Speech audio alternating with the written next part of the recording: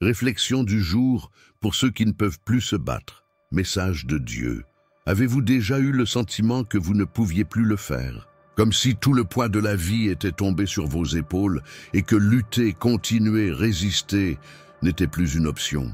Peut-être êtes-vous là en ce moment même, silencieux, mais criant intérieurement. Un cri que personne n'entend, une fatigue qui ne s'en va pas, une angoisse que vous essayez de cacher même à vous-même. Si c'est votre moment, alors cette réflexion du jour est pour vous. Ce message de Dieu est exactement ce dont votre cœur fatigué a besoin d'entendre aujourd'hui.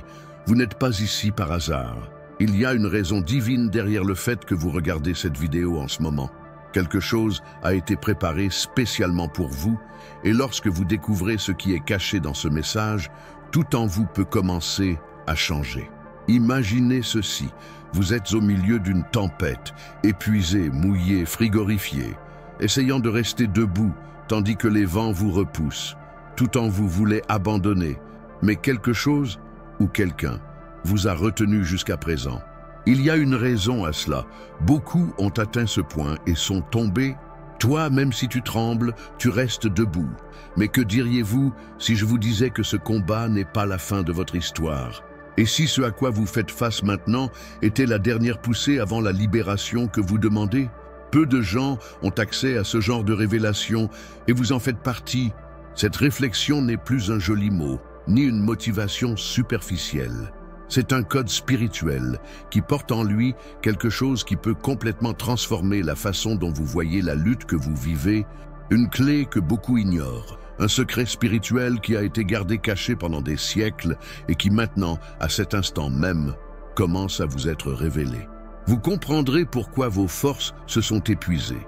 Vous découvrirez que le sentiment d'être au bord de l'effondrement peut en fait être le début d'un nouveau départ, mais d'abord, respirez profondément, laissez votre âme se calmer, parce que la révélation qui est sur le point d'être délivrée n'est pas ordinaire.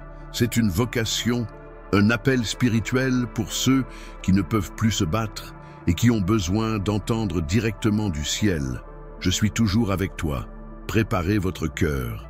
Jésus a révélé quelque chose de très important à propos de ce sentiment d'épuisement, et vous devez l'entendre jusqu'au bout. Parce que c'est peut-être la dernière fois que vous ressentez cette douleur, c'est peut-être la réponse que votre âme réclame en silence. Maintenant, arrêtez tout. Car ce qui sera révélé dans les prochaines minutes pourrait être le tournant spirituel que vous recherchez. Prenez une profonde inspiration et ouvrez votre cœur à ce message. Ce qui va se passer ici n'est pas une vidéo ordinaire. C'est une convocation spirituelle. Vous n'êtes pas ici par hasard.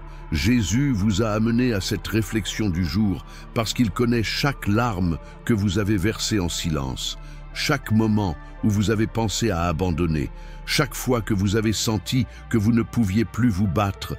Et aujourd'hui, à travers ce message de Dieu, il veut vous parler directement. Il connaît ta douleur.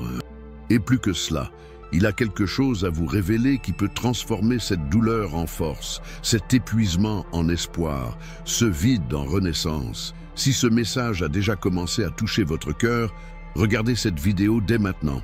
Non pas comme un simple geste de soutien, mais comme un acte d'évangélisation. Parce que lorsque vous cliquez sur « J'aime », vous aidez ce mot à atteindre d'autres cœurs fatigués comme le vôtre. C'est un geste de foi. Et si vous sentez que vous n'êtes pas seul dans ce voyage, que ce message est exactement ce que vous aviez besoin d'entendre aujourd'hui, alors abonnez-vous à la chaîne.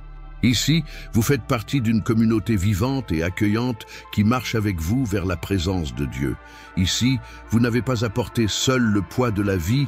Ici, vous trouverez une nourriture spirituelle pour vous aider à continuer lorsque tout semble s'effondrer. Et maintenant, je vous demande quelque chose d'encore plus profond. Si ce mot éveille déjà quelque chose en vous, s'il y a un cri caché dans votre âme que personne ne voit, déclarez-le avec foi dans les commentaires. Écrire comme un acte de courage, comme un cri public de ceux qui ne veulent plus vivre dans l'obscurité. Dis « Jésus, parle-moi aujourd'hui ».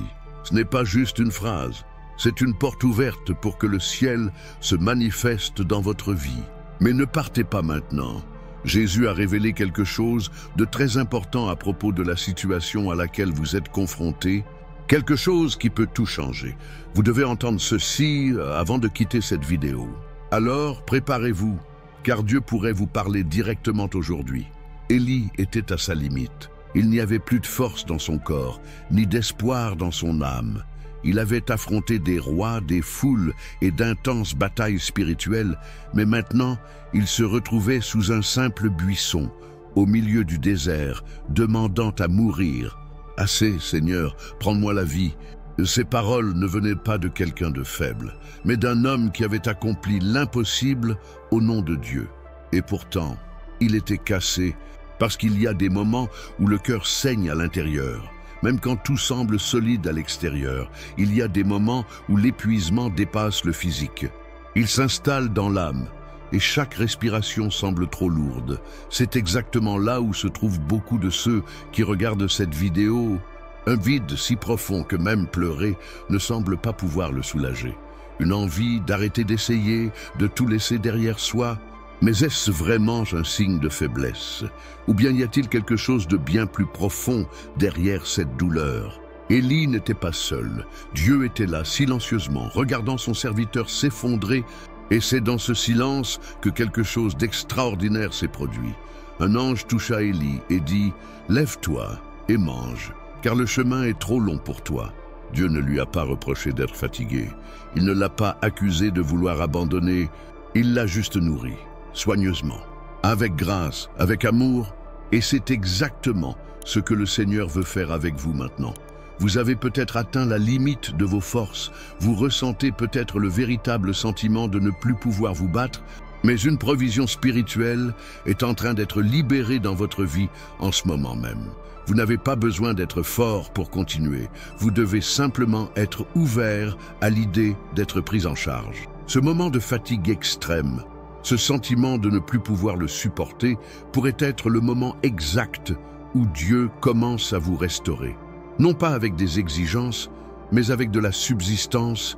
Non pas avec des exigences, mais avec grâce. Parce que lorsque vous sentez qu'il n'y a aucun moyen d'avancer, le ciel vous envoie de l'aide. Il se peut que personne autour de vous ne comprenne ce que vous traversez. Vous ne le comprenez peut-être pas vous-même. Mais Dieu comprend. Il voit le désert auquel vous faites face, la solitude qui vous ronge, l'épuisement qui vous consume. Et il n'attend pas que vous vous ressaisissiez. Il vient à votre rencontre, comme il l'a fait à Élie, pour vous dire « Lève-toi, ce n'est pas encore fini.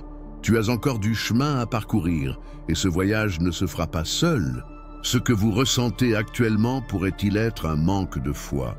Ou est-ce le moment exact que Dieu a choisi pour vous restaurer complètement? Beaucoup croient que seuls ceux qui sont toujours forts, fermes, pleins de belles paroles et d'une foi inébranlable plaisent à Dieu. Mais que se passerait-il si le plus grand test de foi était précisément d'admettre « Seigneur, je n'en peux plus ». Élie était honnête. Il a déchiré l'âme. Il a demandé à mourir. Et en réponse, il n'a pas reçu de punition. Il a reçu des soins. J'ai reçu de la nourriture. Direction reçue. Dieu ne s'est pas détourné de lui par désespoir. Au contraire, c'est dans ce désespoir que Dieu s'est approché avec plus de tendresse. Cela brise complètement la logique humaine, parce qu'ils nous ont appris à cacher la douleur, à faire taire les pleurs, à faire semblant que tout allait bien. Mais Dieu n'a pas besoin de vos performances. Il veut votre vérité.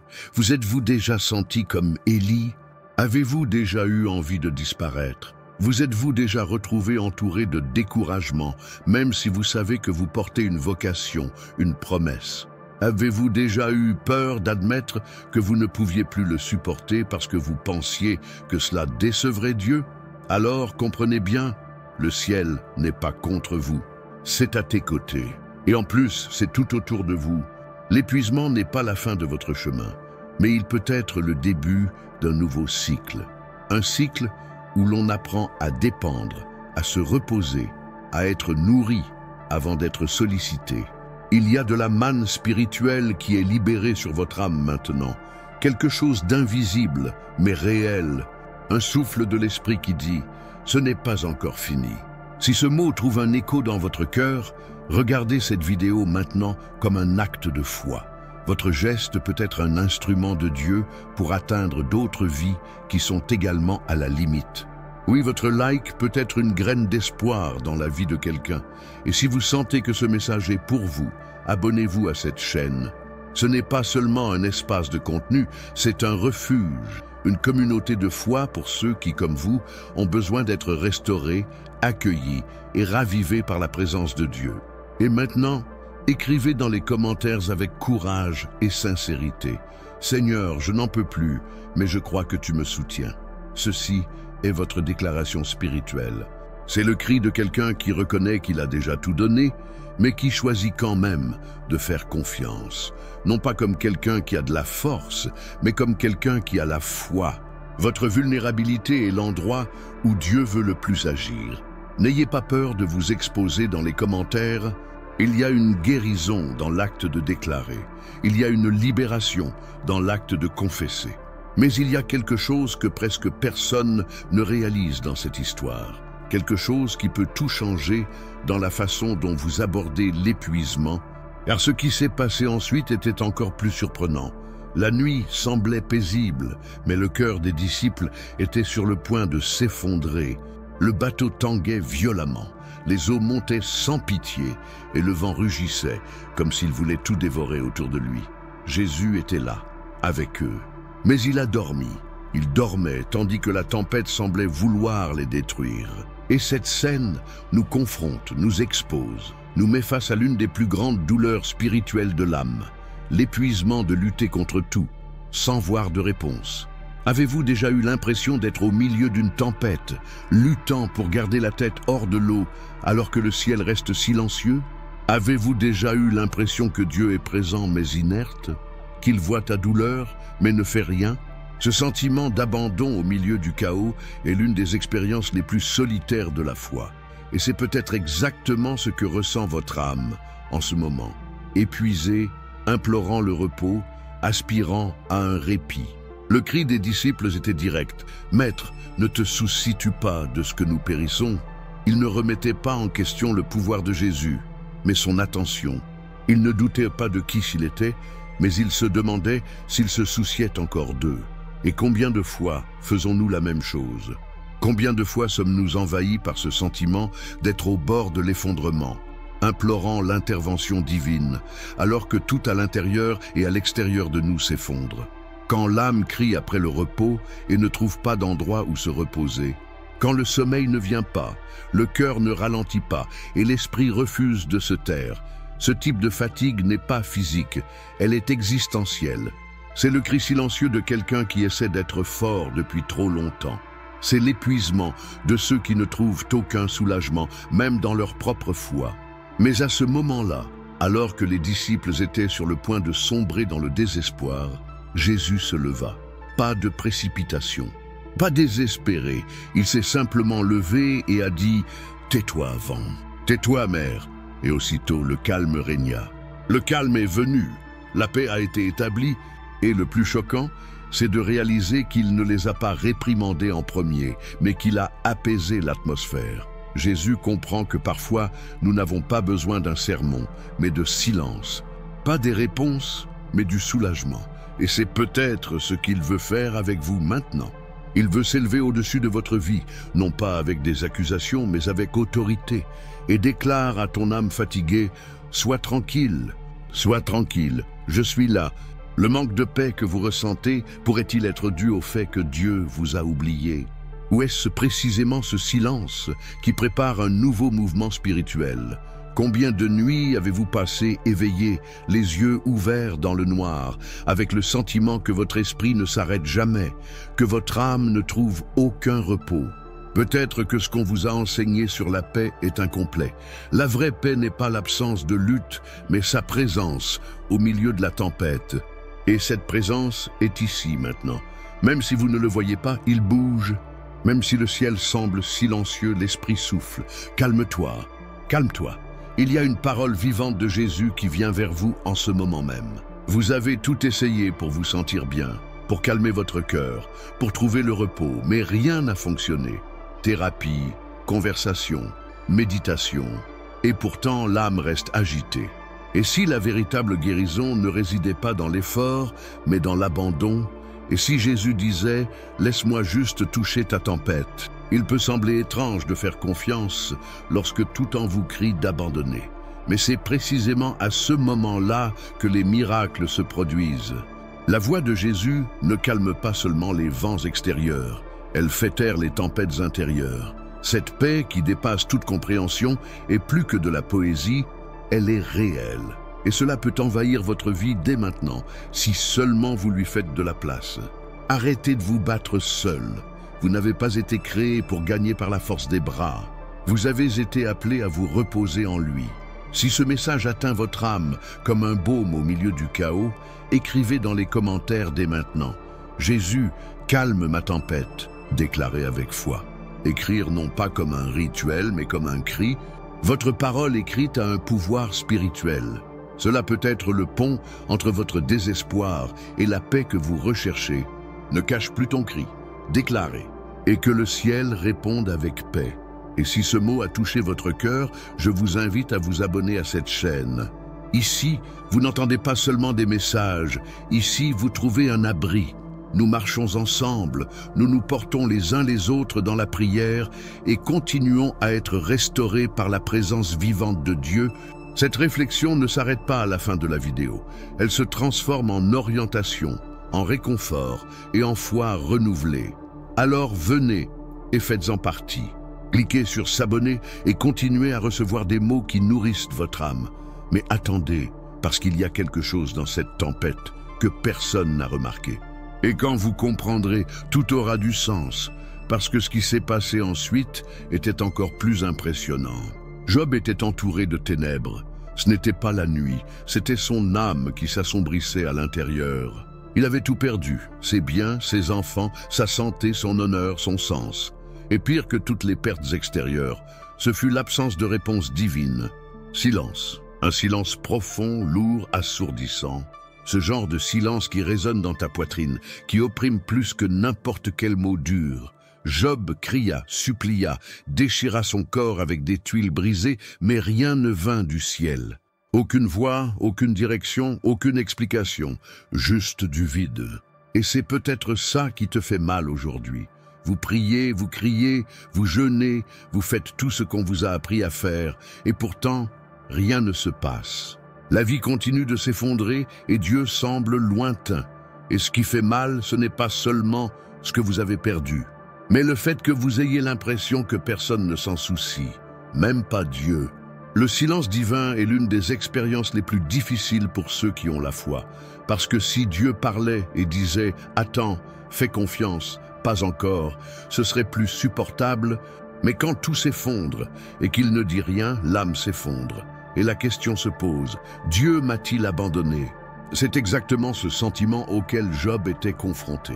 L'angoisse de souffrir et de ne pas avoir d'explication. Chercher Dieu sincèrement et ne recevoir en retour que le silence. Mais il y a un secret caché dans cette histoire. Quelque chose que presque personne ne comprend.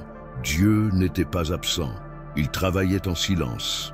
Alors que Job se sentait oublié, Dieu préparait une réponse qui serait non seulement un soulagement, mais une transformation complète.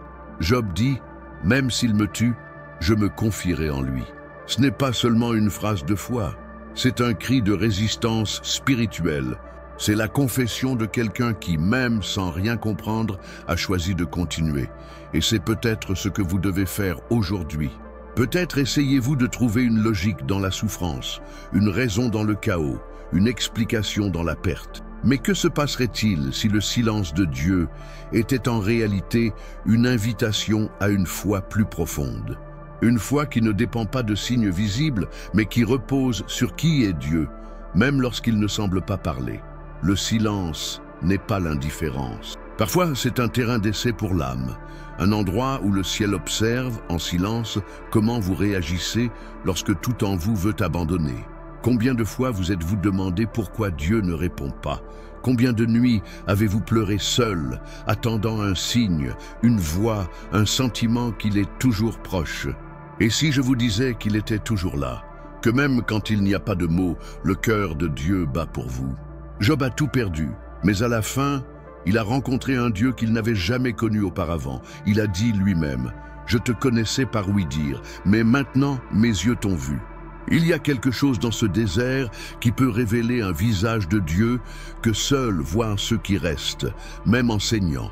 Dieu ne se révèle pas à ceux qui sont pressés, cela se manifeste profondément chez ceux qui restent, même lorsque tout leur dit de partir. Si vous sentez que Dieu est silencieux, mais que vous choisissez quand même d'attendre, écrivez dans les commentaires maintenant. Seigneur, même dans le silence, j'ai confiance en toi. Et ce n'est pas juste une phrase, c'est une déclaration de guerre contre le doute, un acte de foi au milieu de l'absence. Votre commentaire pourrait être l'étincelle d'espoir qui ravive les cœurs obscurcis. Ne sous-estimez pas le pouvoir d'une confession de foi faite au milieu de la douleur. Et si ce mot parle directement à votre âme, vous invitant à continuer même sans tout comprendre, abonnez-vous dès maintenant à cette chaîne. Ici, vous trouverez des mots qui vous soutiennent, même dans les jours les plus sombres. Ici, chaque réflexion est faite pour des personnes qui, comme vous, ont besoin d'une nourriture spirituelle qui va au-delà de la surface. Rejoignez cette communauté et continuez à recevoir des conseils, du réconfort et une foi renouvelée. Et si je vous disais que ce que vous avez appris sur le silence de Dieu est incomplet, qu'il y a un secret caché dans une absence apparente, et que ce qui vient ensuite pourrait changer votre vie à jamais. Martha courait d'un côté à l'autre, des casseroles sur la cuisinière, des serviettes pliées, des cruches remplies d'eau, des plats rangés. Elle était anxieuse, agitée, essayant de tout faire correctement, essayant de faire de son mieux. Après tout, Jésus était dans sa maison. Mais au milieu de toutes ces courses, elle se sentait seule. Elle avait l'impression que tout reposait sur ses épaules, que personne ne l'aidait, qu'elle devait tout contrôler, sinon tout s'effondrerait. Et peut-être vivez-vous exactement cela en ce moment. Pas avec des casseroles ou des serviettes, mais avec des responsabilités, des pressions, des exigences silencieuses. Votre esprit ne s'arrête pas, votre cœur est toujours en alerte. Dormir avec un corps fatigué, mais avec une âme en guerre. Il vit épuisé, non pas parce qu'il en fait trop, mais parce qu'il porte trop de choses en lui. C'est comme si vous étiez constamment coincé dans une tempête mentale, même si tout semble normal à l'extérieur. Marthe s'exclame alors, « Seigneur, est-ce que ma sœur peut me laisser servir seule? Dis-lui de m'aider. » Son discours révèle plus que de la frustration. Il révèle une âme étouffée par une anxiété silencieuse, par une surcharge invisible qui la ronge de l'intérieur. Et Jésus répond avec une tendresse ferme, « Marthe, Marthe, tu t'inquiètes, et tu t'inquiètes pour beaucoup de choses. Mais une seule chose est nécessaire. Marie a choisi ce qui est le meilleur. Il ne la condamne pas, il ne l'humilie pas. Il montre seulement le chemin vers la paix, la bonne partie, l'essentiel, le lieu où l'âme trouve le repos, à ses pieds. Vous êtes-vous déjà senti comme Martha? Essayez de tout gérer, de subvenir à vos besoins de vos propres mains, comme si le monde dépendait de votre force. Vous êtes-vous déjà retrouvé avec l'esprit en ébullition, revivant les douleurs du passé, vous inquiétant pour l'avenir, sans pouvoir vivre dans le présent? Cette agitation a un nom, l'anxiété. Et elle emprisonne de manière cruelle. Elle vole l'air, le sommeil, la foi. Mais il y a une vérité libératrice cachée dans cette rencontre entre Jésus et Marthe. La liberté émotionnelle dont votre âme a besoin ne consiste pas à faire plus, mais à s'abandonner davantage. Il ne s'agit pas de tout contrôler, mais de s'asseoir aux pieds du Seigneur. Jésus n'a pas demandé un dîner élaboré, il n'a pas exigé que Marthe soit parfaite. Il voulait juste ta présence. Et c'est ce qu'il veut de vous maintenant, ta présence. Votre âme assise devant lui, votre anxiété délivrée en toute confiance. Une seule chose est nécessaire, et vous pouvez choisir cette bonne partie aujourd'hui. Vous n'êtes pas obligé de continuer à essayer d'être tout pour tout le monde. Vous n'avez pas besoin de faire vos preuves auprès de qui que ce soit. Il faut juste que tu t'arrêtes, respirez, et laissez-le calmer votre esprit et guérir votre cœur. Si ce message s'adresse directement à votre douleur, écrivez dans les commentaires « Jésus, apprends-moi à me reposer en toi ». Pas seulement comme un coup de gueule, mais comme une livraison, en guise de déclaration spirituelle, indiquant que vous êtes fatigué de lutter avec vos propres pensées et que vous souhaitez être libéré de ce cycle. Commentez avec foi. Il y a de la guérison dans les paroles sincères. Et si ce mot apporte de la lumière à votre esprit et de l'espoir à votre cœur, abonnez-vous à cette chaîne dès maintenant. Ici, vous trouverez un espace sûr pour votre âme, un endroit où votre douleur est entendue et vos luttes sont respectées. Ensemble, marchons vers la paix qui surpasse toute intelligence. Faites partie de cette communauté qui non seulement croit, mais vit la présence de Jésus dans chaque détail. Mais ce n'est pas tout. Il y a un détail dans cette histoire que peu de gens ont remarqué. Et quand vous le comprendrez, tout aura du sens. Ce qui vient ensuite pourrait guérir une racine émotionnelle que vous portez depuis des années. Josué se trouvait face à un moment auquel aucune formation ne pouvait le préparer pleinement.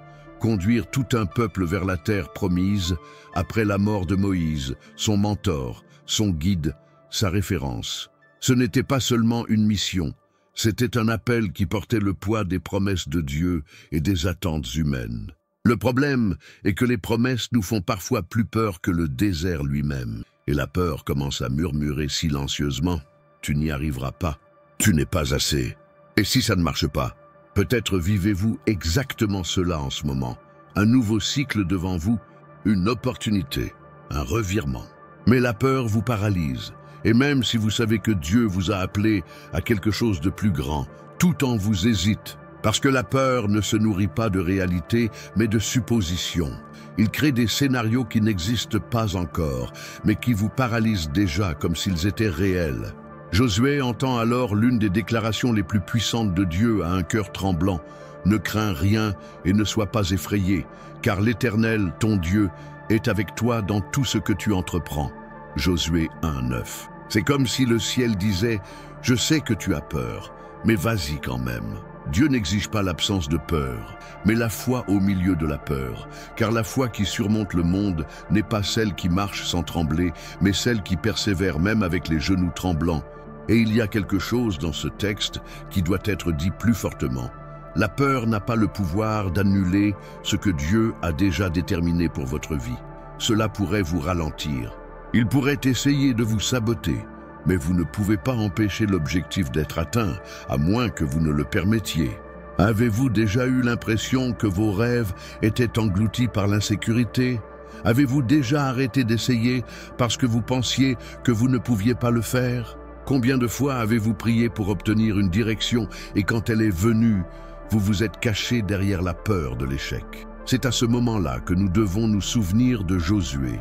Dieu ne choisit pas le plus fort. Il fortifie ceux qu'il choisit. Josué a été élevé dans une période de deuil collectif, mais il était la réponse de Dieu pour conduire un peuple à la victoire. Et aujourd'hui, vous pouvez être la réponse de Dieu à quelque chose qui semble impossible dans votre maison, à votre travail, dans votre ministère, dans votre voyage émotionnel. La promesse tient toujours, même quand tu penses à reculer, même lorsque les voix du doute crient plus fort.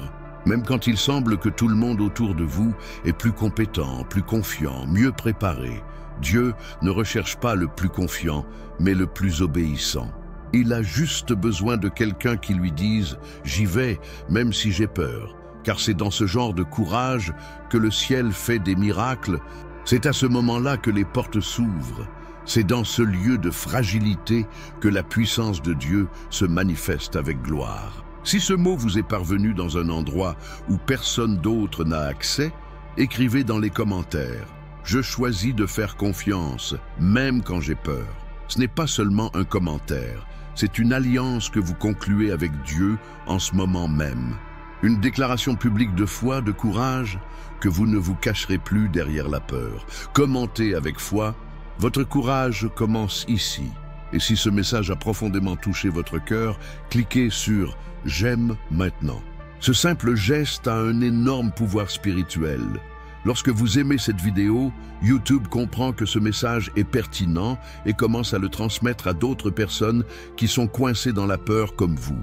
C'est un acte d'évangélisation numérique, un clic qui peut sauver des vies. Et si vous ne faites pas encore partie de cette communauté, inscrivez-vous. Ici, vous trouverez des paroles vivantes, une direction sûre et du réconfort pour continuer votre chemin, même les jours où tout en vous veut s'arrêter. Mais attendez, Il y a quelque chose de caché dans la marche de Josué que presque personne ne remarque. Une clé qui peut complètement changer la façon dont vous faites face à vos peurs les plus profondes. Ce qui vient ensuite pourrait libérer votre esprit d'une prison invisible. David se noyait dans une sorte d'obscurité que tout le monde ne pouvait pas voir. Ce n'était pas seulement le poids des guerres, des responsabilités ou des ennemis autour, c'était une ombre intérieure, un vide qui résonnait dans son âme comme un cri silencieux. Dans le psaume 42, il n'essaie pas de cacher cette douleur. Il ne le dissimule pas avec des phrases religieuses et n'essaie pas de paraître fort, il parle à sa propre âme. « Pourquoi es-tu abattu, ô mon âme? Pourquoi es-tu troublé au-dedans de moi? Espère en Dieu, car je le louerai encore, lui mon secours et mon Dieu. » Psaume 42, 5. Quiconque a déjà ressenti ce genre d'obscurité, celle qui n'a pas de forme, mais qui consume tout à l'intérieur, c'est que c'est comme être présent, mais incapable de vivre véritablement. Tu souris, mais à l'intérieur tu cries. Il marche, travaille, parle, mais il a l'impression d'être en marge de sa propre vie. C'est une tristesse dense, sans nom, sans cause apparente, que seuls ceux qui l'ont vécu comprennent. Beaucoup de gens considèrent cette douleur comme une faiblesse spirituelle, alors qu'en fait, elle peut être l'un des plus grands champs de bataille de la foi. La profonde tristesse, l'angoisse existentielle, le sentiment que tout a perdu son sens, tout cela n'est pas seulement émotionnel, c'est aussi spirituel. Et peut-être êtes-vous confronté à cette situation en ce moment même, un poids qui ne s'explique pas, un silence de Dieu qui ressemble à une punition, une oppression qui survient même à des moments où la paix devrait régner. Mais que se passerait-il si cette douleur n'était pas le signe d'un abandon, mais d'un appel? Et si la sombre vallée dans laquelle vous vous trouvez était le terrain même où Dieu prépare la renaissance la plus profonde de votre histoire? David parle à sa propre âme. Il n'ignore pas la douleur, il la confronte à l'espoir. Et cela nous enseigne quelque chose de puissant. Il y a des moments où personne ne pourra vous élever, ni vos amis, ni votre famille, ni l'Église. Juste toi et Dieu. Et c'est pourquoi, même avec le cœur brisé, David dit « Attends-toi à Dieu ». Il dit « Âme, n'abandonne pas maintenant. Il y aura toujours des louanges. Il y aura toujours de l'aube. Il y aura toujours un but. Peut-être que vous êtes dans un endroit sombre. Peut-être êtes-vous même fatigué de la foi. Mais écoutez ceci avec votre cœur. Ce que vous vivez maintenant n'est pas la fin. C'est le moment où votre âme est préparée à voir Dieu comme jamais auparavant. Avez-vous déjà essayé de vous convaincre que tout va bien juste pour ne pas effrayer les gens autour de vous? Avez-vous déjà pleuré seul la nuit, incapable d'expliquer ce que vous ressentez? Vous êtes-vous déjà senti coupable d'être triste, comme s'il était interdit de ressentir cela en tant que chrétien? Alors écoutez, David, l'homme selon le cœur de Dieu, a également sombré à cet endroit.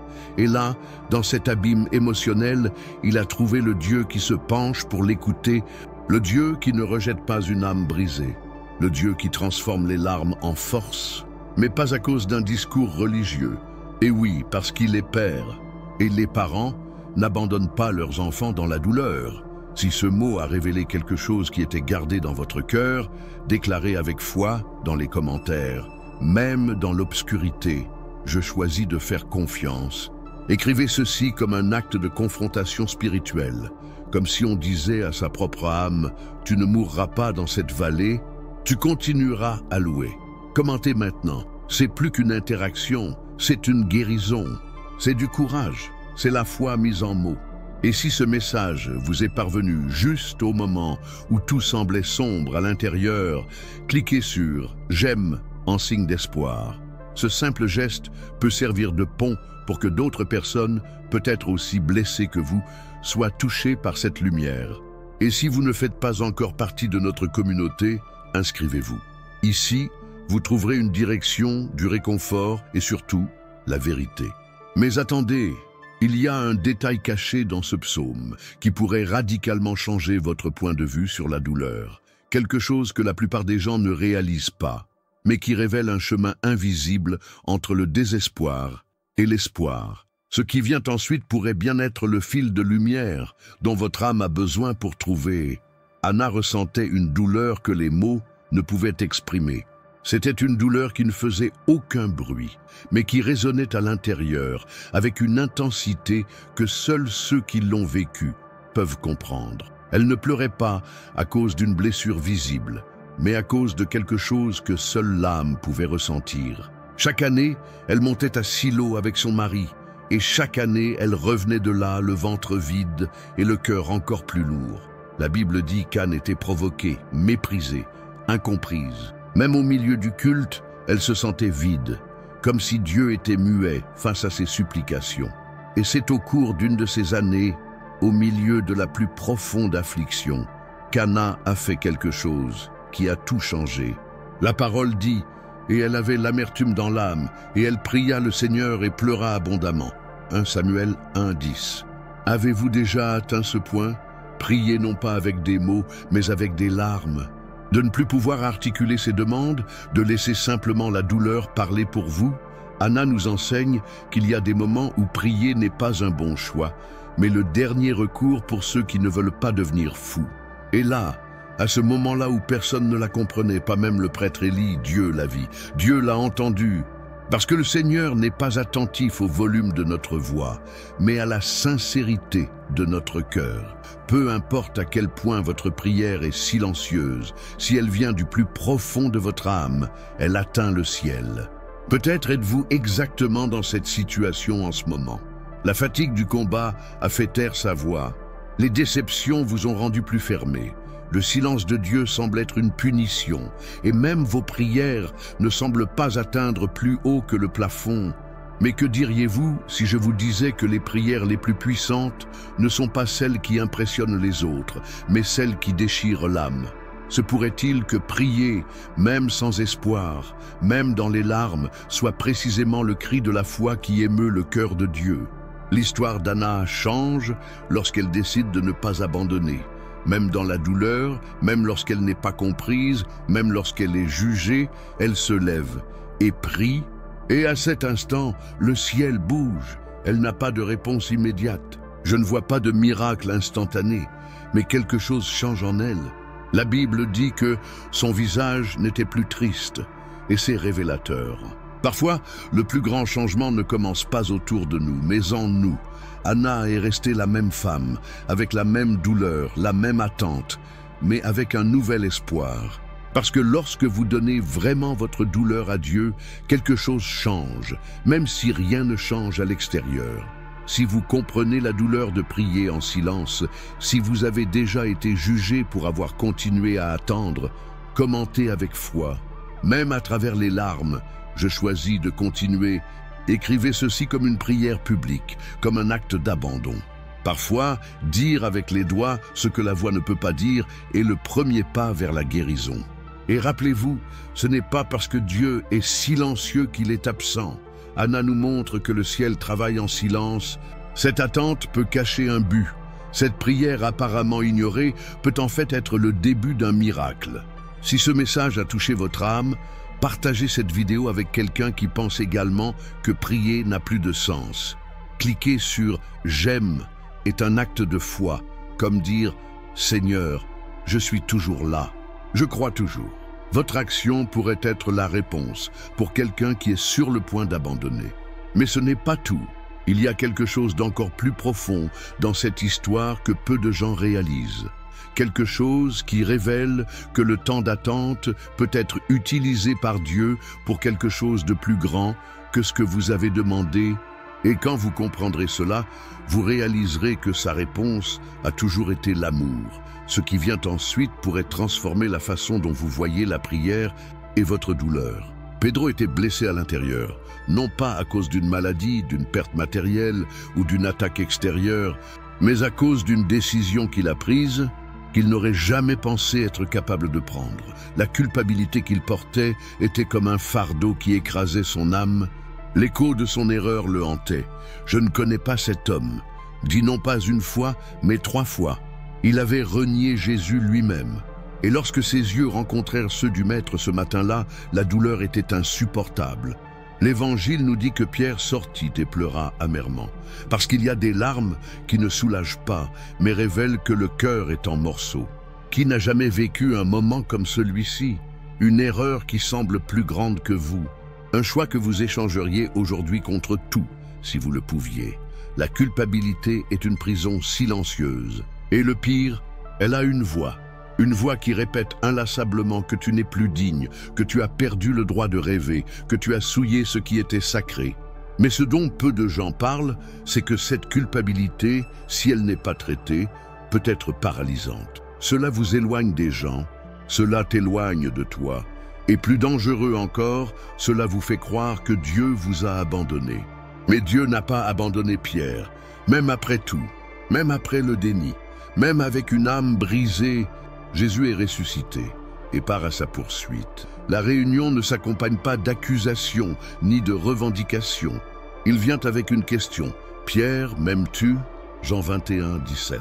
Et cette question n'est pas seulement une invitation au regret, mais un rappel de ce qui reste encore, l'amour.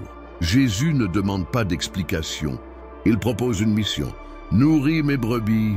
Jésus ne rend pas à Pierre son passé propre, mais il lui offre un avenir plein de sens. Cette scène est une clé spirituelle parce qu'elle révèle que l'erreur ne définit pas la fin. Cette restauration n'efface pas l'histoire, mais donne un nouveau sens à chaque cicatrice. Pedro n'a pas cessé d'être aimé parce qu'il a échoué. Il avait juste besoin de s'en souvenir. C'est peut-être ce dont tu as besoin aussi. Peut-être qu'aujourd'hui, vous êtes paralysé, pensant que votre erreur était trop grande. Mais si même ceux qui ont renié Jésus ont été restaurés, qu'est-ce qui vous fait penser que vous ne pouvez pas l'être? Si vous ressentez un sentiment de culpabilité qui vous empêche d'avancer, déclarez avec foi dans les commentaires « Jésus, je veux tout recommencer ». Écrivez ceci comme un acte prophétique. Le ciel répond aux cœurs qui reconnaissent leurs blessures et désirent la guérison. Et regardez attentivement cette histoire. Pedro n'a plus jamais été le même. Il est devenu encore plus fort. La culpabilité n'était pas la fin de sa vie. C'était le début du ministère qui allait transformer le monde. Il ne s'agit pas seulement de Pedro, il s'agit de toi. Ce qui semble être votre honte aujourd'hui pourrait devenir le domaine même dans lequel Dieu vous utilisera pour restaurer les autres. Vos erreurs sont-elles vraiment la preuve que vous ne méritez plus l'amour de Dieu ? Ou sont-elles exactement la plateforme qu'il veut utiliser pour montrer la force de sa grâce? Partagez ce message avec quelqu'un qui est paralysé par la culpabilité. Cliquez sur « J'aime » comme une déclaration de libération, un pas de foi disant « Je ne vivrai plus dans l'esclavage de ce qui est passé ». Votre action peut être un canal de libération dans la vie de quelqu'un. Mais attendez, il y a quelque chose d'encore plus profond caché ici, quelque chose que presque personne ne réalise à propos de ces retrouvailles entre Jésus et Pierre. Un détail qui change toute une fois compris.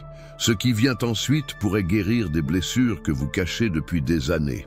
Agar s'enfuit dans le désert sans se retourner, fuir tout, de Saraï, d'Abraham, d'humiliation, de douleur, d'injustice. Elle ne fuyait pas seulement les gens, elle fuyait elle-même. Elle était enceinte, épuisée et seule. La chaleur torride du désert ne brûlait pas plus que l'abandon que je ressentais à l'intérieur.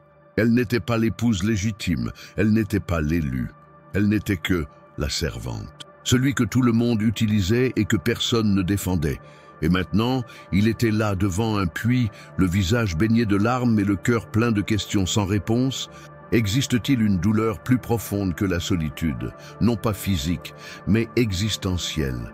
Ce sentiment que personne ne vous voit vraiment, que votre douleur est invisible, que vos cris silencieux sont ignorés même par les cieux.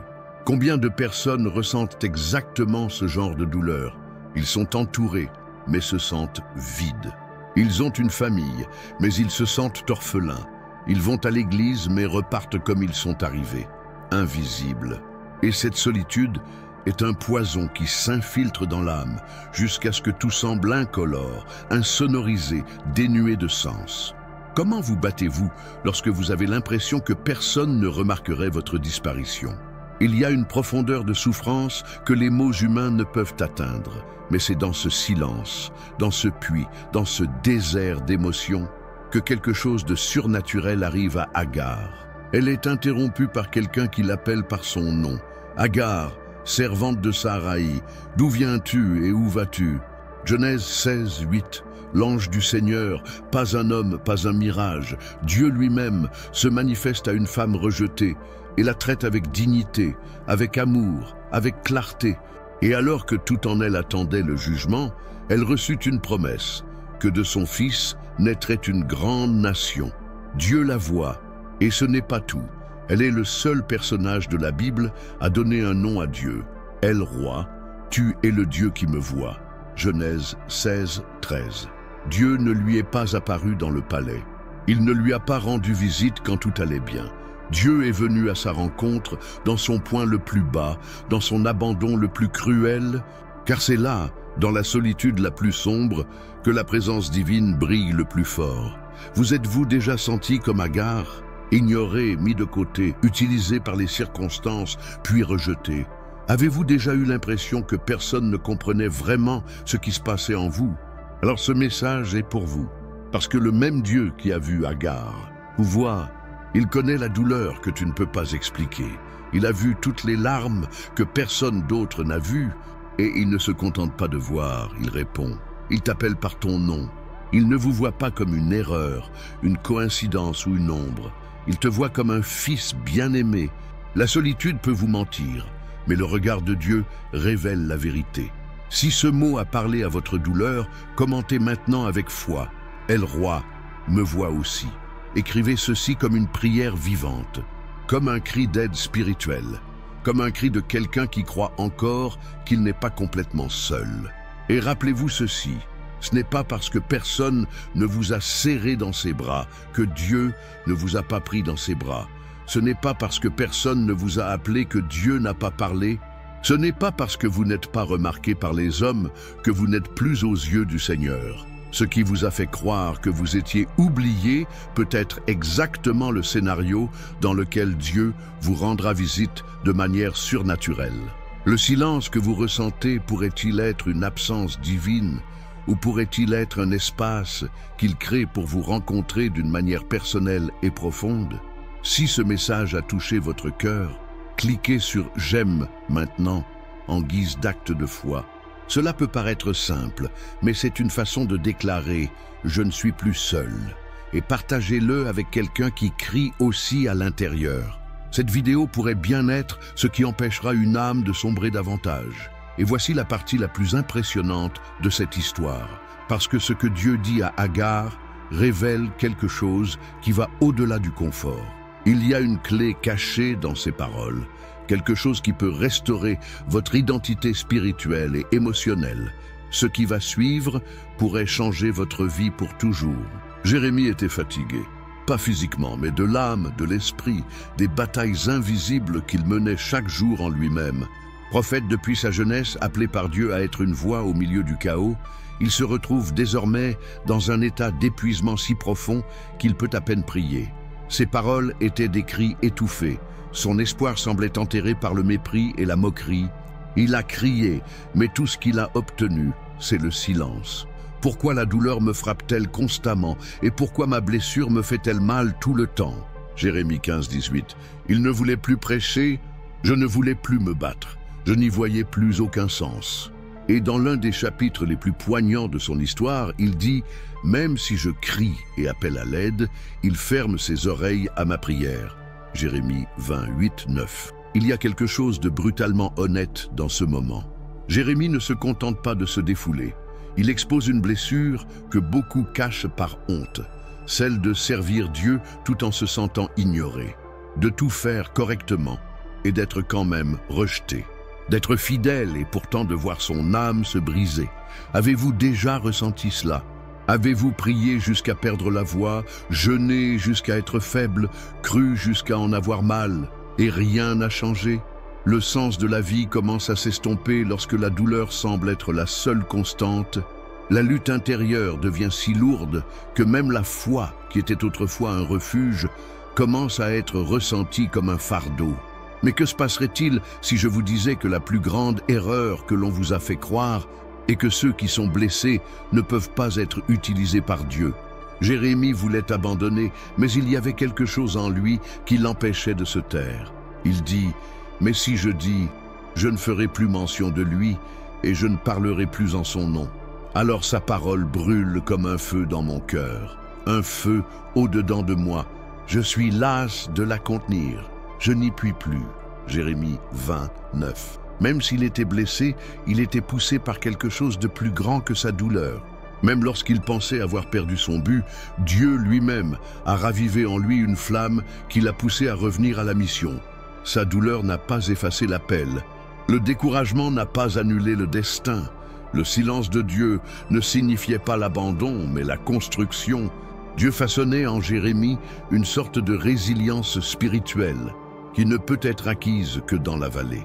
Et cela vaut aussi pour vous. Ce n'est pas parce que vous avez perdu courage que Dieu vous a abandonné.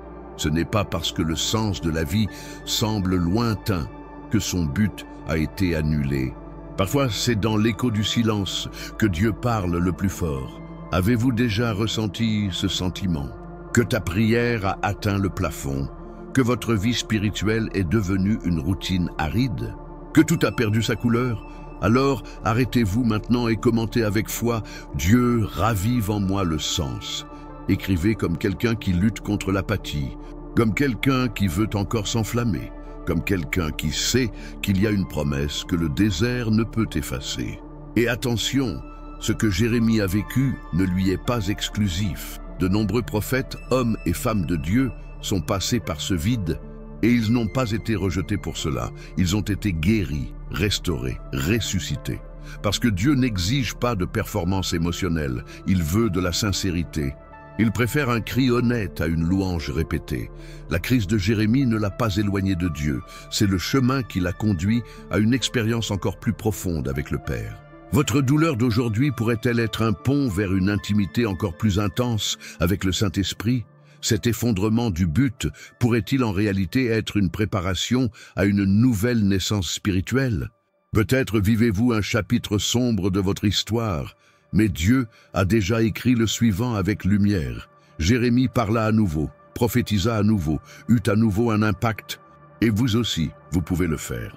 Si ce mot a apporté du sens à votre âme, cliquez sur « J'aime » en signe d'espoir. Partagez avec quelqu'un qui semble avoir perdu son chemin. Cette vidéo pourrait être le souffle qui rallume une âme sur le point de s'éteindre. Mais attendez. Il y a quelque chose à propos de la douleur et de l'appel de Dieu que presque personne ne réalise. Et quand cela est révélé, tout change. Ce qui vient ensuite pourrait réécrire toute votre histoire. Joseph avait toutes les raisons d'être amer. Il était le fils bien-aimé de Jacob, mais cette affection suscitait une envie mortelle chez ses frères. Ils l'ont jeté dans un puits sec, l'ont vendu comme esclave, ont menti à son père, ont détruit sa jeunesse par un acte de cruauté irréparable. Joseph a été arraché de force des genoux de son père pour servir dans un pays étranger.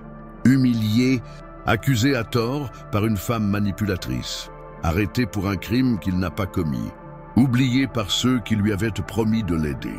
Année après année, la seule chose qui semblait grandir était la distance entre lui et le rêve que Dieu lui avait donné.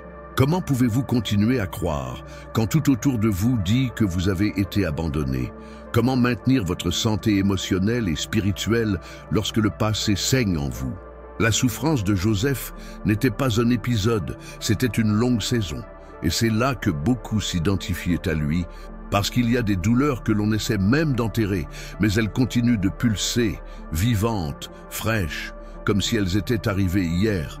Trahison familiale, rejet silencieux, abus jamais exprimés, mots qui blessent dès qu'ils saignent encore. Ce poids que vous portez n'est-il qu'un souvenir? Ou est-il devenu une prison invisible qui vous empêche d'avancer? José n'était pas responsable de ce qui s'est passé, mais il avait le choix quant à la manière dont il allait gérer tout cela. Il aurait pu laisser les blessures façonner son identité, mais il a choisi quelque chose de surprenant, continuer à faire confiance. Au plus profond de la prison, il servait. Dans la maison de Potiphar, il était irréprochable. Même s'il a été trahi par ses frères, il ne s'est pas fermé au plan de Dieu. Des années plus tard, alors que ses frères se tiennent devant lui, craignant la vengeance, Joseph regarde dans les yeux ceux qui ont détruit sa jeunesse et dit « Vous aviez projeté de me faire du mal, mais Dieu l'a changé en bien, afin que beaucoup de gens soient sauvés aujourd'hui. » Genèse 50, 20. Cette affirmation ne relève pas seulement de la maturité émotionnelle. C'est une libération spirituelle. Joseph a compris quelque chose qui change tout. Ce qui a été utilisé pour lui faire du mal, Dieu l'a utilisé pour le préparer. Le passé n'a pas disparu, mais il a été transformé en un canal de vie. Dieu n'a pas ignoré ta douleur. Il l'a redirigé vers le but, et ce qui faisait mal est devenu une plateforme de guérison. Avez-vous déjà pris le temps de réfléchir si le traumatisme qui vous hante pourrait être le sol même où Dieu veut planter quelque chose de nouveau?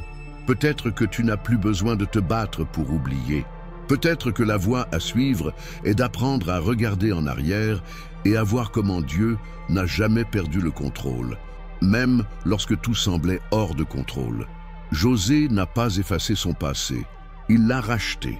Il est ressuscité de ses cendres avec compassion, avec sagesse, avec autorité.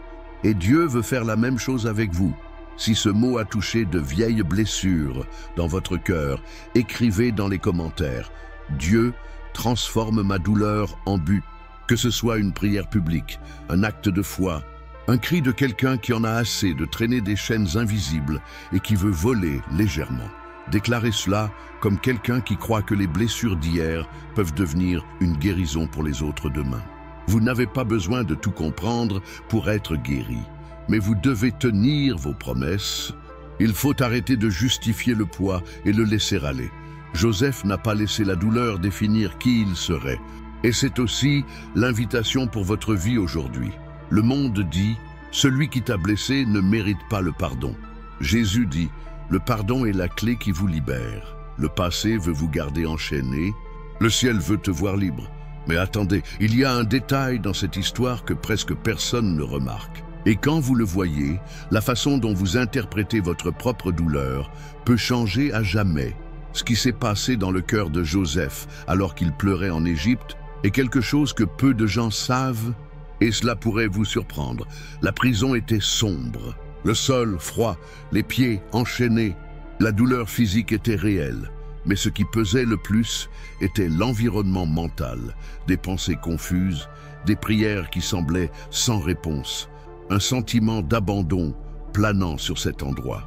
Paul et Silas n'étaient pas là par erreur, mais parce qu'ils avaient fait le bien. Ils avaient libéré une jeune femme qui était spirituellement asservie. Et en guise de récompense, ils furent fouettés et jetés dans la prison la plus profonde.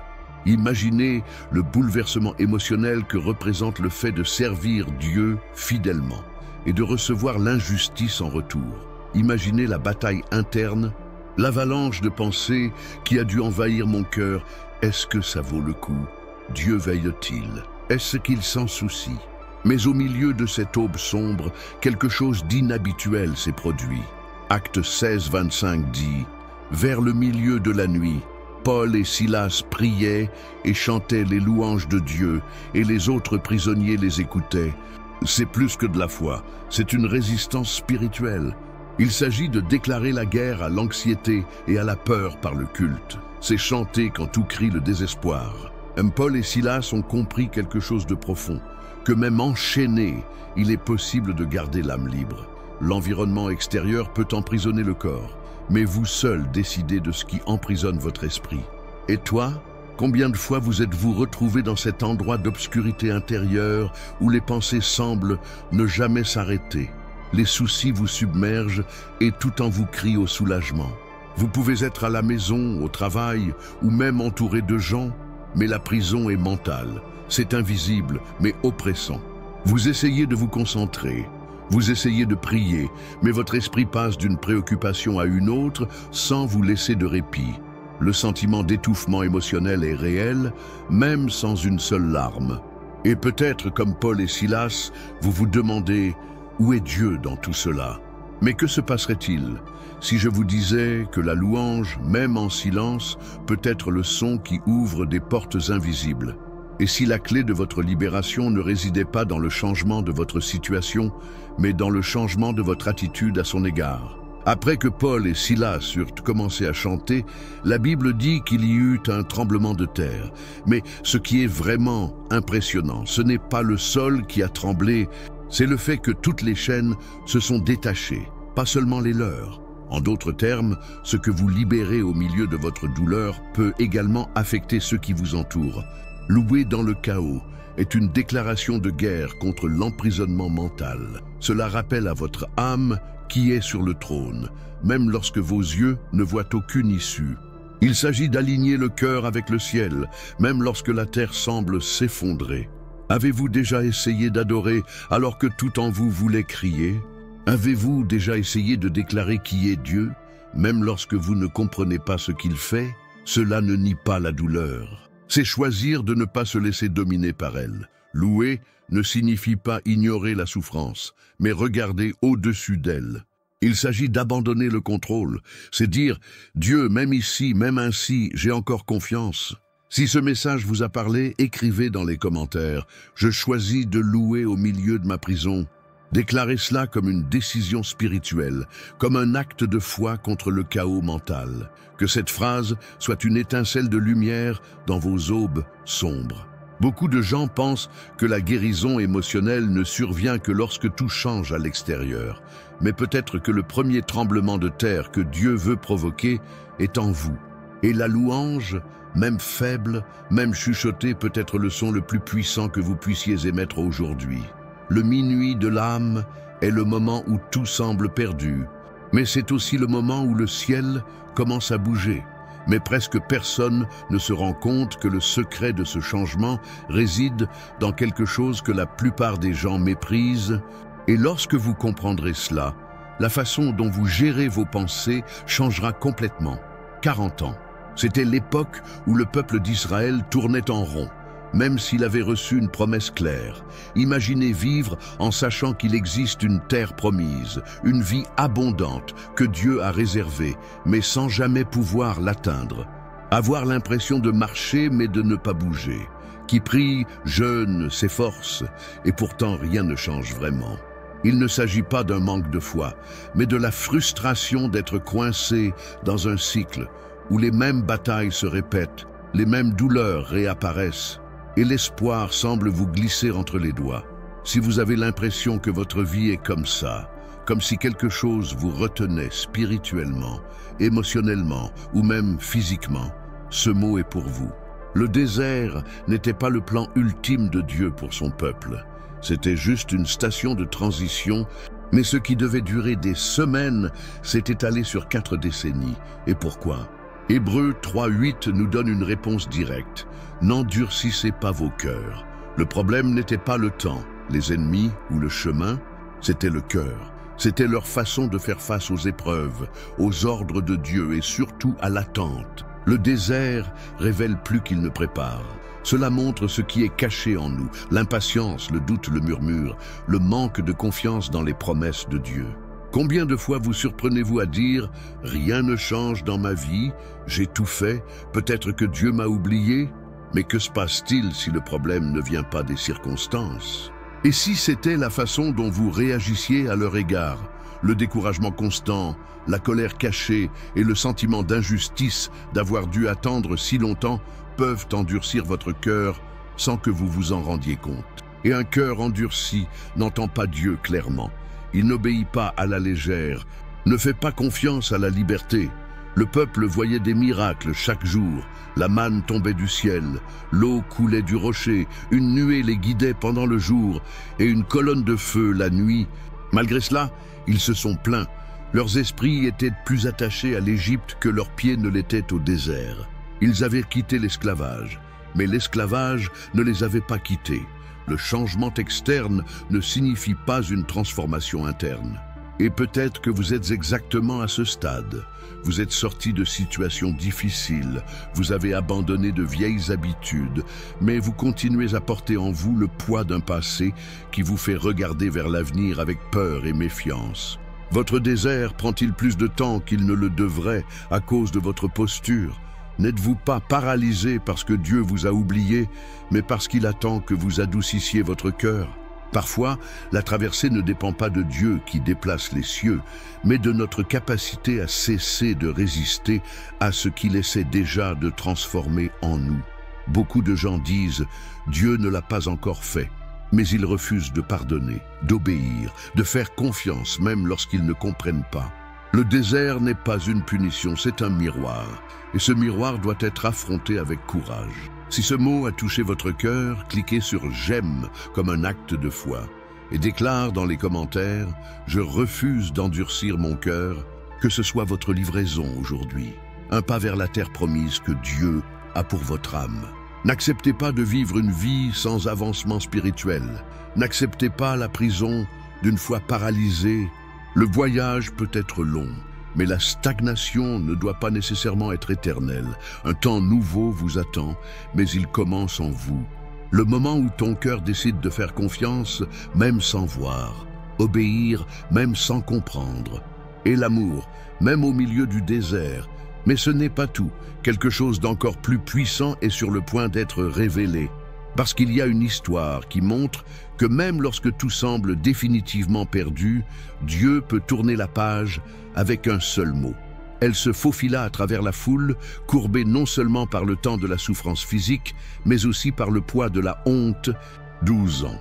C'était l'époque où la femme atteinte d'hémorragie portait la douleur d'un corps qui saignait sans cesse. Mais plus que cela, l'isolement d'une âme marquée comme impure.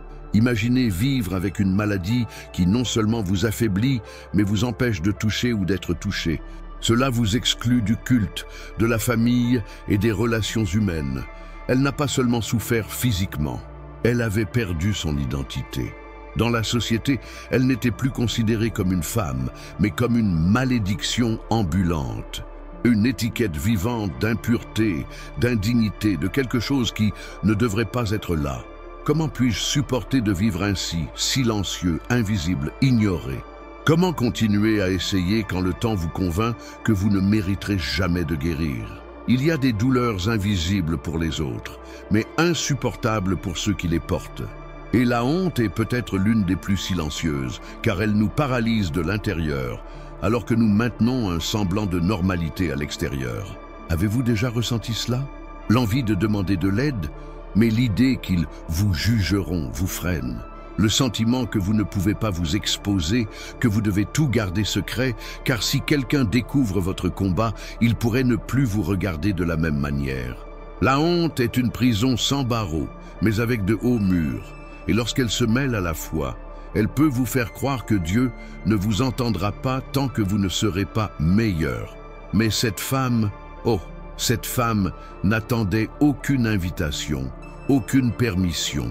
Elle n'avait besoin de personne pour la conduire à Jésus.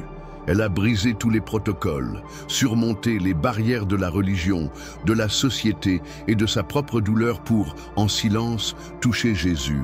Et ce qui est impressionnant dans cette histoire, ce n'est pas le miracle lui-même, mais la réaction de Jésus. Il n'a pas seulement guéri, il s'est arrêté, il a vu et il a restauré ce que la maladie avait volé, la dignité. Il dit « Ma fille, ta foi t'a sauvée ». Luc 8, 48. « Fille », c'était la première parole qu'elle entendait de la part de Jésus, un terme d'appartenance, d'affection, d'accueil. Avant de guérir votre corps, il a guéri votre identité. Il l'a appelée à sortir de l'ombre et l'a placée devant tout le monde comme un exemple de foi et non de honte. Jésus aurait pu la laisser anonyme. J'aurais pu laisser le miracle se produire et passer à autre chose. Mais il a tenu à tout arrêter pour honorer publiquement ceux qui l'ont touché avec foi.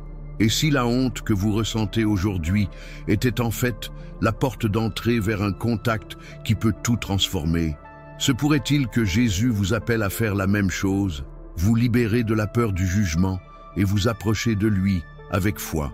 Votre guérison pourrait-elle se situer à l'endroit même où vous craignez le plus d'être exposé?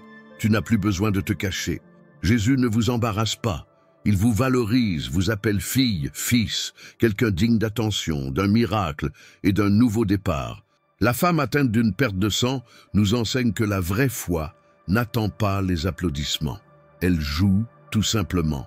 Et le contact qui naît de la douleur, lorsqu'il est dirigé vers le Christ, provoque des réponses qu'aucune religion ne peut prévoir.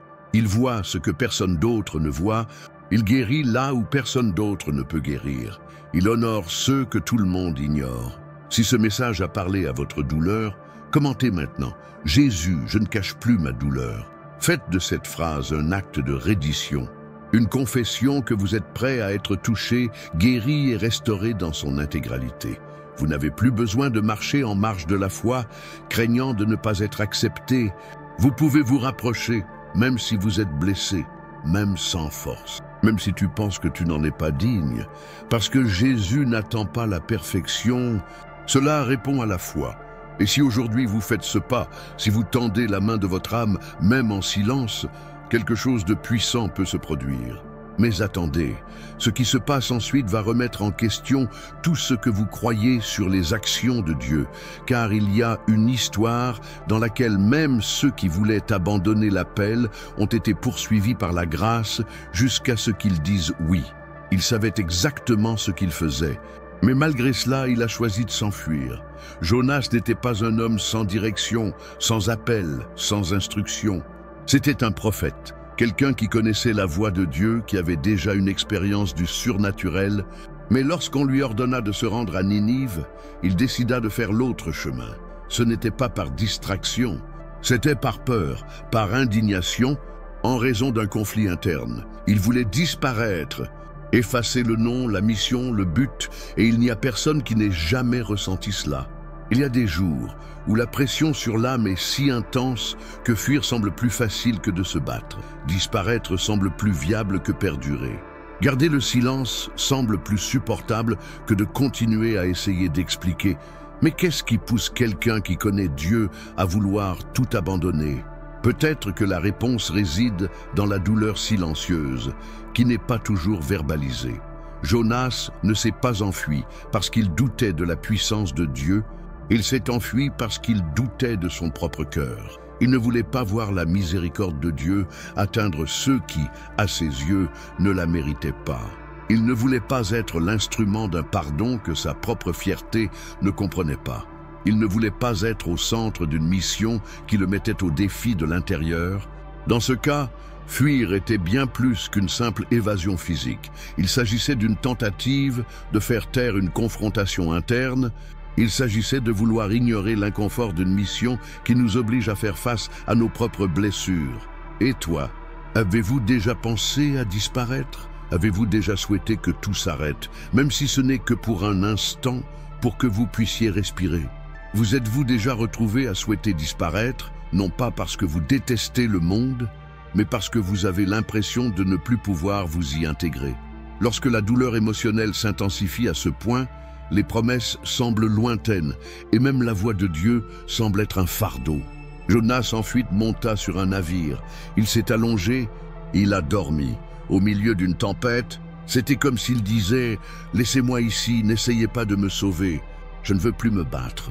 Mais Dieu, et c'est là le point qui change tout, n'a pas abandonné Jonas.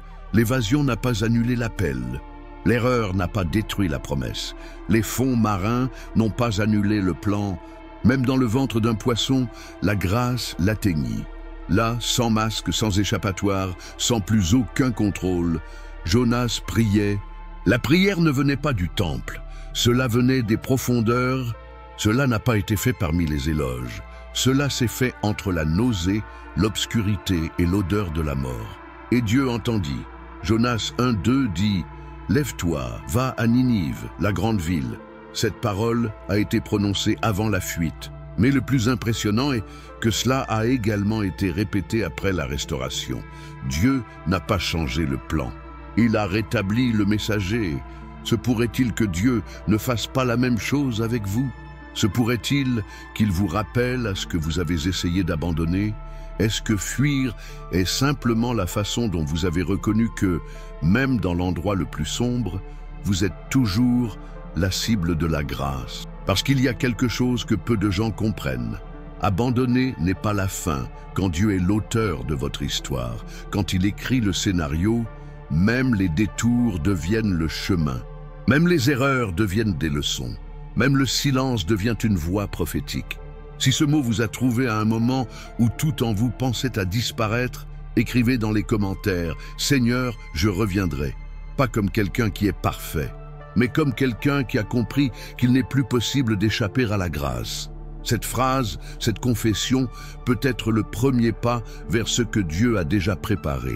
Même si votre cœur est encore réparé, Jonas nous montre qu'il y a une miséricorde qui nous poursuit. Cela ne nous laisse pas au fond.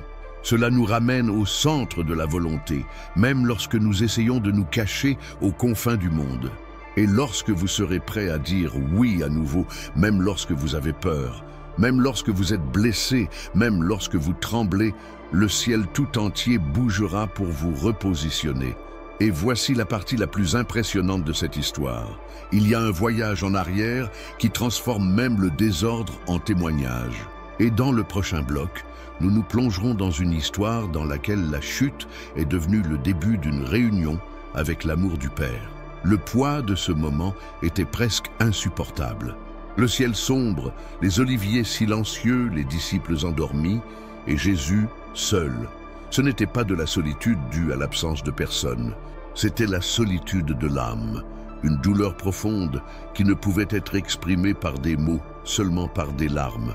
Gethsémani n'était pas seulement un lieu géographique, c'était un lieu existentiel.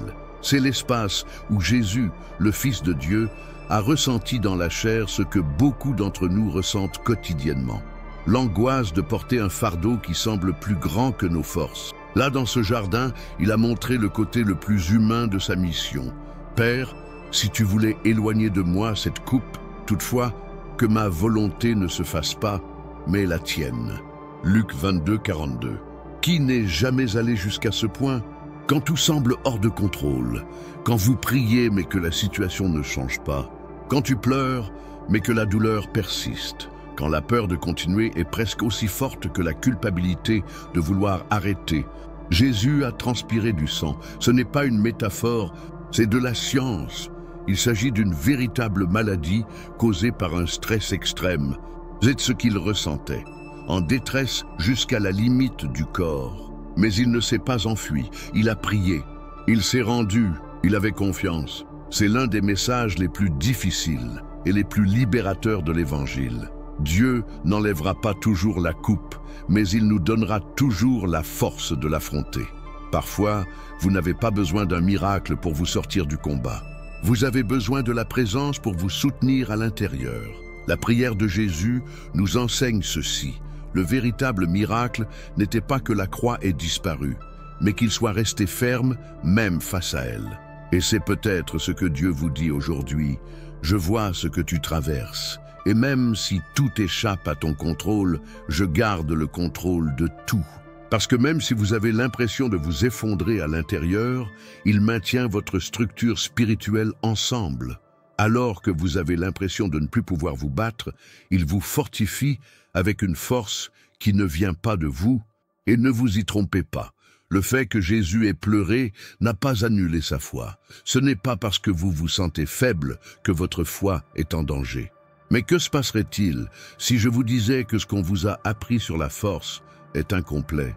Est-ce que supporter tout seul est vraiment un signe de foi ou est-ce qu'admettre qu'on n'en peut plus est en soi un acte de confiance? Car Jésus, le Fils de Dieu, a admis « Père, s'il est possible que cela s'éloigne de moi », et pourtant, il a obéi. Ce n'est pas de la faiblesse, c'est du courage, c'est une véritable reddition. C'est la forme de foi la plus pure et la plus profonde. Avez-vous déjà dit cela à Dieu? Avez-vous déjà eu le courage de dire « Seigneur, je ne peux pas le faire, mais j'ai confiance en toi » parce que c'est peut-être exactement ce qu'il attend d'entendre.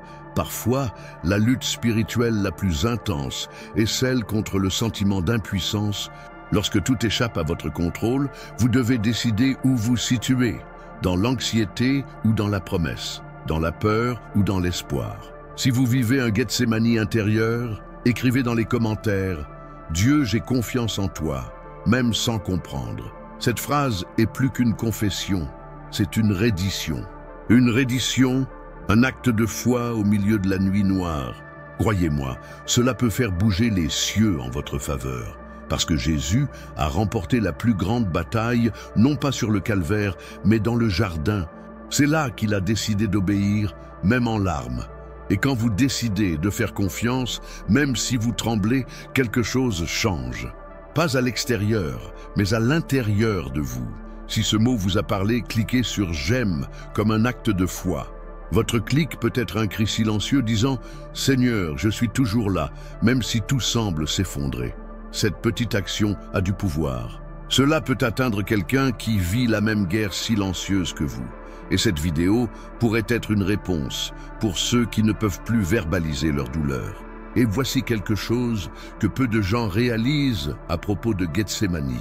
Là-bas, Jésus n'a pas été simplement réconforté par un ange. Là, il nous a appris à affronter la douleur sans perdre la foi.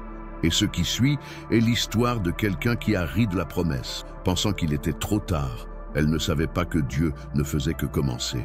C'était juste un autre jour ordinaire. La chaleur du soleil battait sur la tente, et Sarah, avec les marques du temps sur son visage et un sourire fatigué, écoutait une conversation qui semblait hors de la réalité. 3 visiteurs étaient arrivés, apportant une promesse qui semblait absurde. Au temps fixé, je reviendrai vers toi, et Sarah, ta femme, aura un fils. Genèse 18, 14. Sarah a ri, non pas de joie, mais d'incrédulité. Après tout, comment pouvez-vous croire aux fleurs quand tout ce que vous voyez est le désert? Comment pouvez-vous croire en une nouvelle vie alors que votre corps semble déjà mort à l'intérieur? Son rire était le reflet de quelqu'un qui avait arrêté d'attendre, qui avait enterré de nombreux rêves dans le silence. Et c'est peut-être exactement comme ça que vous êtes en ce moment. Quand tout en toi te dit qu'il est trop tard, quand la vie semble ne plus rien produire et que chaque tentative de recommencer se termine par une frustration, il y a des moments où l'âme crie « Je ne peux plus me battre » et cette voix résonne dans les endroits les plus calmes du cœur. Vous regardez votre histoire, les zones qui se sont asséchées, les années qui ont passé, et vous vous demandez s'il reste encore une promesse vivante. Et c'est dans cette terre stérile que Dieu décide de planter l'espoir. Le prénom Sarah, qui signifiait autrefois princesse, portait désormais le poids de l'infertilité, quelque chose qui, dans cette culture, était presque considéré comme une malédiction. Des années et des années à écouter les murmures des voisins, le silence d'un ventre qui ne répondait jamais, la douleur des prières qui semblaient ignorées. Et soudain, Dieu apparaît avec une promesse, un mot, une possibilité, mais elle rit. Et qui peut la juger? Combien de fois avez-vous ri intérieurement en entendant quelqu'un dire que Dieu le pouvait encore? Combien de fois avez-vous entendu des messages d'espoir et répondu avec ironie dans votre âme? Mais que diriez-vous si je vous disais que Dieu choisit précisément ces moments d'incrédulité pour révéler sa puissance? Que le rire de l'incrédulité puisse se transformer en rire d'une promesse accomplie? Parce que c'est exactement ce qui est arrivé à Sarah. Celle qui riait sarcastiquement s'est mise à rire de joie lorsqu'elle a donné naissance à Isaac, dont le nom signifie « il rit ». Dieu n'a pas seulement tenu sa promesse, il a racheté le rire, il a transformé la douleur silencieuse en témoignage. Se pourrait-il que votre stérilité émotionnelle, votre vide intérieur, cette phase où vous sentez que rien ne s'épanouit en vous, ne soit pas en fait le terreau idéal pour un miracle? Se pourrait-il que ce qui semble être la fin ne soit pas en réalité le début? Car c'est ainsi que Dieu agit. Il plante la vie dans les terres mortes, les fleurs dans les déserts, la joie dans les cœurs dévastés. Mais il ne le fait pas quand vous êtes fort. Il le fait quand vous ne le pouvez plus, quand vous admettez « je ne peux plus me battre ». C'est à ce moment d'abandon que la grâce agit le plus puissamment. Si ce message vous a touché le cœur, commentez maintenant. Je choisis de croire, même quand tout semble aride. Déclarez cela comme un acte de foi, même s'il y a encore des doutes, même s'il y a encore de la douleur, parce que votre confession pourrait être la clé qui déverrouille la promesse. Dieu n'est pas limité par le passage du temps, les conditions naturelles ou vos émotions. Il est Dieu et il fait toutes choses nouvelles, y compris ce que vous avez déjà enterré. Et peut-être que le plus gros mensonge que vous ayez jamais entendu est que vous avez dépassé votre apogée, que l'opportunité est passée, que Dieu a agi pour les autres, mais n'agira plus pour vous. Mais que se passe-t-il si ce qu'on vous a enseigné sur la fin de votre histoire est complètement faux? Et si ce qui semble stérile était en réalité le ventre spirituel d'une grande promesse? Ne laissez pas la douleur de l'attente effacer votre capacité à croire, parce que la foi n'est pas aveugle, elle voit simplement au-delà de ce que les yeux voient. Sarah a ri de la promesse, mais Dieu a eu le dernier mot, et son rire a apporté la vie. Que cette vérité pénètre votre esprit aujourd'hui. Il y a encore quelque chose de nouveau à naître en toi. Il y a encore des fleurs qui fleuriront là où aujourd'hui il n'y a que de la poussière. Il y a encore un Isaac caché dans les promesses que vous avez cessé d'attendre. Et si vous sentez que cette parole est la réponse de Dieu à votre désert, partagez cette vidéo. Votre acte de foi peut apporter de l'espoir à ceux qui sentent également que la vie a cessé de s'épanouir. Mais ce n'est pas tout. Quelque chose d'encore plus profond est sur le point d'être révélé. Que se passe-t-il lorsque vous pensez avoir complètement perdu la guerre intérieure? Préparez-vous, car ce qui va suivre pourrait complètement changer votre point de vue sur la faiblesse spirituelle. Au fond d'une grotte sombre, cachée parmi les décombres et la peur, Gédéon battait du blé en secret. Il était là non par lâcheté, mais parce qu'il se sentait vaincu. L'oppression des Madianites était étouffante, la misère était devenue une routine, et la foi semblait quelque chose de lointain, comme une histoire ancienne qui ne s'appliquait plus au présent. Gédéon n'était pas un guerrier, c'était un homme ordinaire, blessé à l'intérieur, portant le poids d'une bataille spirituelle qui semblait perdue avant même d'avoir commencé. Et pourtant, c'est là, dans cette cachette, que l'ange du Seigneur est apparu avec des paroles qui défiaient toute réalité environnante. Le Seigneur est avec toi, homme puissant et vaillant.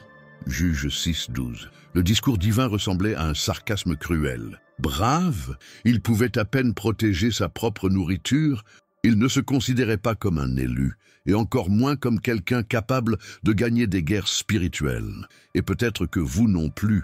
Peut-être êtes-vous là, trop fatigué pour prier, trop découragé pour lutter, et caché à l'intérieur de vous-même, comme quelqu'un qui a déjà abandonné intérieurement. Le découragement constant, les pensées d'échec, le sentiment que chaque effort est vain. Tout cela ronge votre âme comme une bataille que vous livrez jour après jour et que vous croyez avoir déjà perdue. Mais que diriez-vous si je vous disais que l'ennemi le plus dangereux de votre foi n'est pas le diable, mais ce que vous croyez de vous-même? Et si la défaite que vous ressentez ne venait pas des circonstances, mais de votre identité oubliée, parce que c'est à cela que l'ange a confronté Gédéon? Il n'est pas arrivé en proposant une solution magique, ni en éliminant les problèmes qui nous entourent. Il a simplement rappelé à Gédéon qui il était aux yeux de Dieu, et parfois c'est l'arme la plus puissante que Dieu met entre les mains de quelqu'un, la vérité sur qui il l'a appelé à être. Gédéon résista. Il a souligné ses origines humbles, sa tribu insignifiante, son incapacité. Mais Dieu répondit fermement, « Allez avec cette force qui est la vôtre ». Juge 6:14, non pas parce que la force de Gédéon était grande, mais parce que c'était exactement ce qu'il avait. La foi n'exige pas la perfection, seulement l'abandon.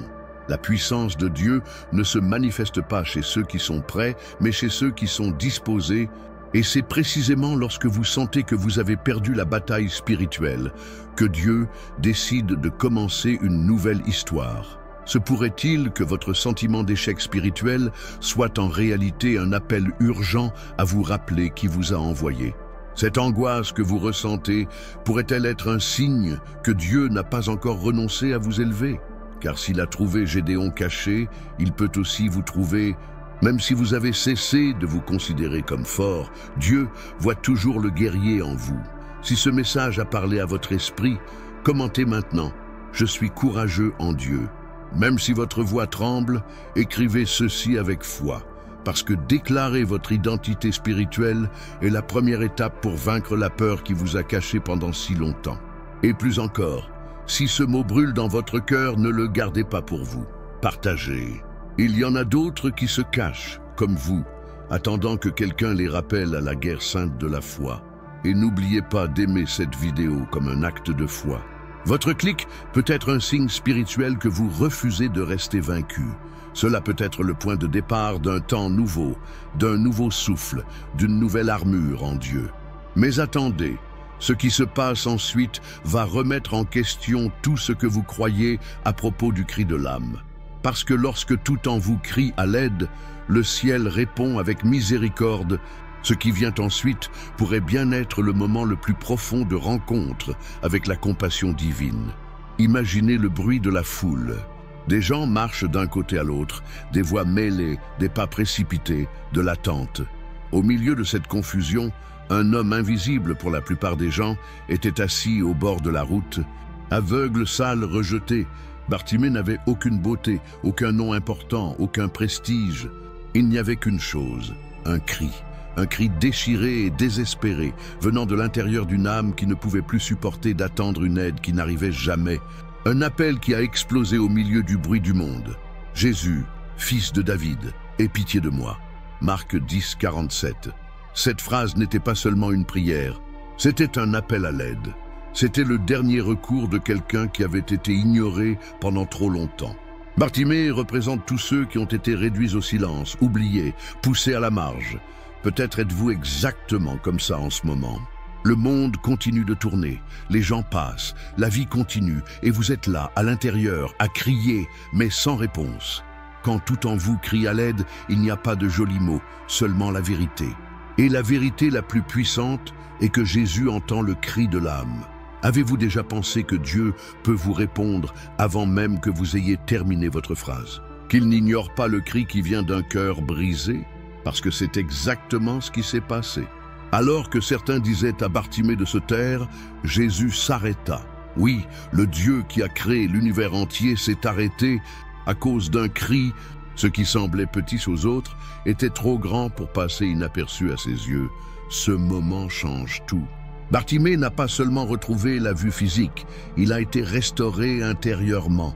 Le cri de désespoir est devenu un chant de victoire.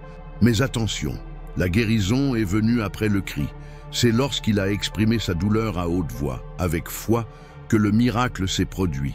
Et peut-être que c'est votre moment. Votre cri ne sera peut-être pas entendu par quelqu'un d'autre, mais il y a un sauveur qui se déplace lorsque vous l'appelez. Se pourrait-il que ce qu'on vous a dit sur le silence et la patience vous empêche en réalité de crier à l'aide? Se pourrait-il que cette lutte soit précisément le point de départ de l'action surnaturelle de Dieu dans votre vie? Parfois, il faut arrêter de chuchoter et commencer à crier avec audace. Dieu répond au son de la foi qui ne se cache plus. Si vous pensez que ce message vous concerne, écrivez dans les commentaires maintenant. Jésus, aie pitié de moi. Non pas comme un rituel, mais comme un acte de foi. Laissez votre cri enregistré. Faites du commentaire un autel, une déclaration que vous croyez toujours, même lorsque vous êtes blessé, même lorsque vous ne comprenez pas tout. De plus, envoyez cette vidéo à quelqu'un dont vous savez qu'il crie à l'intérieur. C'est peut-être la réponse que cette personne demandait. Si ce mot a touché votre cœur, cliquez sur « J'aime » comme un acte spirituel. Oui, même cela peut devenir un symbole de foi, un signe que vous êtes toujours là, en train de vous battre, de croire, même lorsque vous êtes fatigué. Votre like peut être un pont pour atteindre quelqu'un qui est à la limite, sur le point d'abandonner. Prenez une grande inspiration. Permettez-vous de ressentir ce message. Fermez les yeux un instant et imaginez Jésus arrêter tout, juste pour vous écouter. Parce qu'il s'arrête, il écoute, il voit, et le cri de la foi ne passe jamais inaperçu. Aujourd'hui pourrait être le jour où le ciel répondra à votre cri. Aujourd'hui pourrait être le début d'une guérison que vous n'auriez jamais imaginé possible. Aujourd'hui pourrait être le nouveau départ que votre âme attendait. Et si je vous disais que ce qui semblait être la fin n'était que le début de quelque chose que les yeux n'ont pas encore vu, mais que le cœur ressent déjà? Si vous êtes arrivé jusqu'ici, c'est parce qu'il y a une soif profonde dans votre âme, et ce n'est pas étonnant. Vous n'avez pas cliqué sur cette vidéo par accident. Il n'est pas resté jusqu'à la fin, juste par curiosité. Il y a quelque chose en vous qui crie, qui implore la délivrance, des réponses, du réconfort, et Dieu vous écoute. Tout ce que tu as affronté jusqu'à présent, toute la fatigue accumulée, toutes les larmes que personne n'a vues, chaque cri silencieux de ton cœur, rien n'est passé inaperçu au regard de Jésus. Il a vu, il sait, et maintenant, il vous invite à faire un pas de plus. Cette vidéo n'était pas seulement un message, c'était une vocation, un murmure divin disant « Je suis toujours là. Il est encore temps. Il y a encore de l'espoir. Prenez une grande inspiration. Laissez ce mot s'installer dans votre âme. Parce que lorsque tout en vous crie à l'aide, c'est là que le ciel bouge.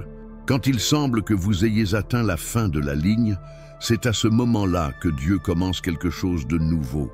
Peut-être que vous vous battez seul depuis longtemps.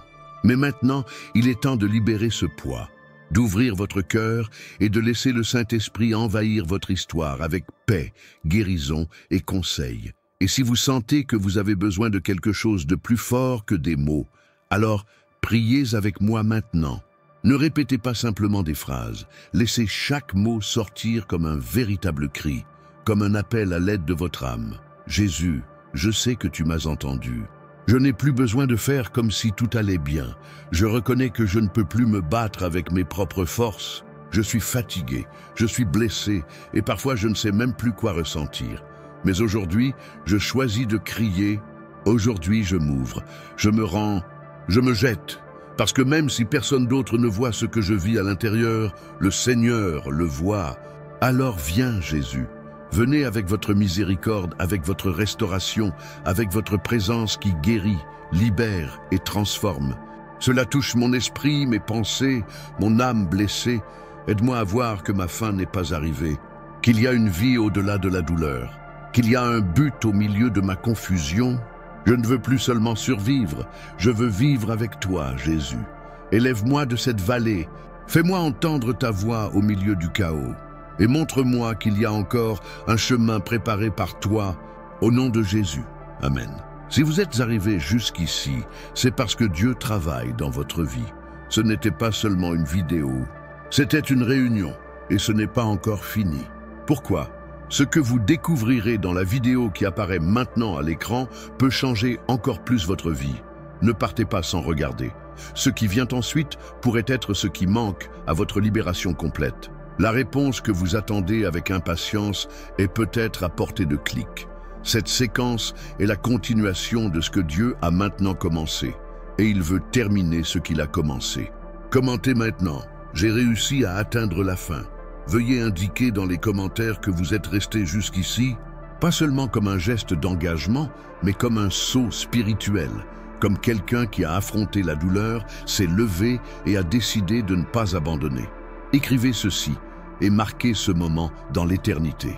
Partagez ce message avec quelqu'un que vous connaissez et qui est à cran. Peut-être que cette personne a autant besoin de ce mot que vous. Envoyez-le comme un acte d'amour, comme un geste prophétique, et abonnez-vous à la chaîne. Non seulement pour recevoir plus de contenu, mais pour faire partie de quelque chose de plus grand.